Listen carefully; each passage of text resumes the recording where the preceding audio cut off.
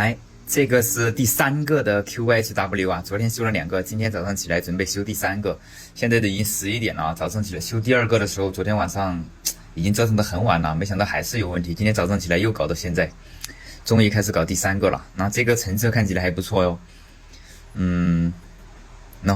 划痕这些也还好。来，直接装上主板看一下它掉了哪些点吧。这个 CPU 这个 B 通道那边有2个不亮的，就是这里有2个点啊，一个点已经没有了，一个点已经裂掉了，就这2个点给它补好就好了。然后这个主板这个位置还有开裂啊，所以说是开裂导致这边的 A 通道不行。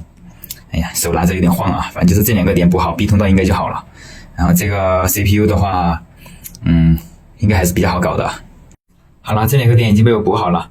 从其他的坏釉上面抠了一个点下来，然后把它移植上去，然后这边这个点我将就用了啊，它只是裂掉了，我把线给它接上就好了。然后相当于 B 通道现在也好了，可以测试了。来看一下修好后全部的灯都亮，就说明这个 CPU 的 B 通道已经好了。来，这个是第3的那个 CPU， 然后开机，直接黄灯，盖上，当当当，快白灯，然后跳绿灯 ，OK， 开机。这是第3的个12400啊，这个 CPU 倒是补了2个点吧 ，OK。